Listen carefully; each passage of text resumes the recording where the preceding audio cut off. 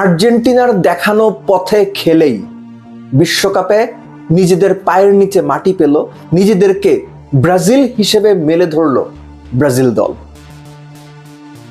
একটা ভেতরের ঘটনা বলি, আপনারা তো জানেন না। ম্যাচের আগের দিন কার্লো অ্যানচেলত্তির সঙ্গে ফোনে আমার কথা হলো।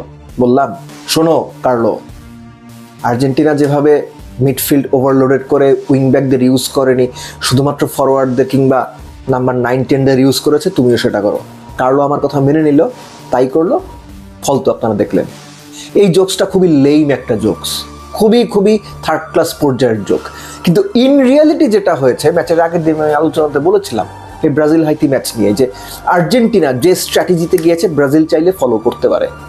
পুরোপুরি ফলো হয়তো ব্রাজিল করেনি, কিন্তু ওই স্ট্র্যাটেজির কাছাকাছি স্ট্র্যাটেজিতে খেলে ব্রাজিল হাইতিকে হারিয়েছে। তার চেয়ে বড় কথা, ব্রাজিলের খেলার ওই ফ্লেয়ারটা আমরা দেখতে পেয়েছি। একটা করে বলি। ফার্স্ট গোল, একটা ব্যাপার সবার আগে মেনে নেওয়া জরুরি যে হাইতি খুব হাই লাইন ডিফেন্স করেছে, অনেক ওপরে ওঠে ডিফেন্সিভ শেপটা তারা ঠিক রাখার চেষ্টা করেছে, এবং তাদের ডিফেন্সের পেছনের যে জায়গাটা, Brazilian midfield in the help of their উইঙ্গার্স and striker জায়গাটা ব্যবহার করার চেষ্টা করেছে, সাকসেসফুল হয়েছে, গোল পেয়েছে। প্রথম গোল। ম্যাচের আগে আবারও বলছি, আলোচনাতে আমি বলেছিলাম যে কুনিয়াকে খেলানো উচিত, তাকে খেলানো হয়েছে, being the striker. Actually sometimes তিনি নাম্বার 8 হিসেবেও খেলেছেন, সামটাইমস তিনি স্ট্রাইকার হিসেবে, সামটাইমস তিনি নাম্বার 10 হিসেবে খেলেছেন। প্রথম গোলটার কথা চিন্তা করলেন, মিডফিল্ডে বল রিকভারি করে ভিনিসিয়াস জুনিয়রকে বল ছাড়লেন, এবং ভিনিসিয়াস জুনিয়র রান কমপ্লিট করতে করতে কুনিয়া ডিবক্সের ভেতরে গিয়ে হাজির। খেয়াল করেন,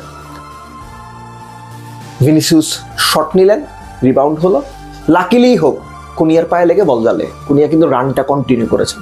দ্বিতীয় গোল,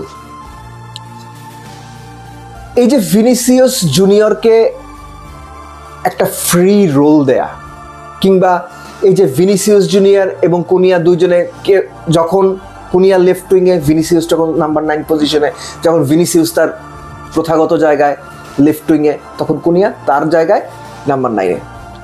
দ্বিতীয় গোলটা, it's complete brilliance of the combination of Vinicius junior and Cunha. ওই যে আবারও সেই হাইলাইন ডিফেন্স, মাঝখানে বল পাওয়া গেল, এবং বল পাওয়া মাত্র পেছনের জায়গাগুলো, অর্থাৎ হাইতির ডিফেন্ডারদের পেছনের জায়গাগুলো ইউজ করার জন্য একটা থ্রু পাস, কুনিয়া বল নিয়ে ফরওয়ার্ড রান করলেন, এবং ফার্স্ট বারে দুর্দান্ত ফিনিশিং ছিল। ফার্স্ট বারে ফুল পাওয়ারে ইন স্টেপে মারলেন, একদম টপ কর্নারে গোল। তৃতীয় গোলটা, লুকাস পাকেতা মিডফিল্ডে বল পাওয়া মাত্র তিনি স্পট করলেন যে কোথায় কে আছে, দেখলেন আবারও সেই হাইলাইন ডিফেন্স, ভিনিসিয়াস একদম এজ অফ দ্য ডিফেন্ডার দাঁড়ানো, ওপর থেকে বল চিপ করলেন, Vinicius made a brilliant run, এবং তার সেই brilliant run eventually ended up in a goal. So এই যে 3টা গোল আমরা দেখলাম ফার্স্ট হাফেই, ওখানে আসলে ম্যাচ সেটেল হয়ে গেছে। যে ব্যাপারটা ইম্পর্টেন্ট, এই পার্টিকুলার ফার্স্ট হাফে ব্রাজিলের কোনো উইং ব্যাককে আমরা ওপর ওভারল্যাপ করতে দেখিনি। আমরা এখানে দেখেছি ব্রাজিলের ক্যাসেমিরো, তিনি তার সিঙ্গেল পিভট পজিশন ছেড়ে একবারের জন্য উপরে ওঠেননি।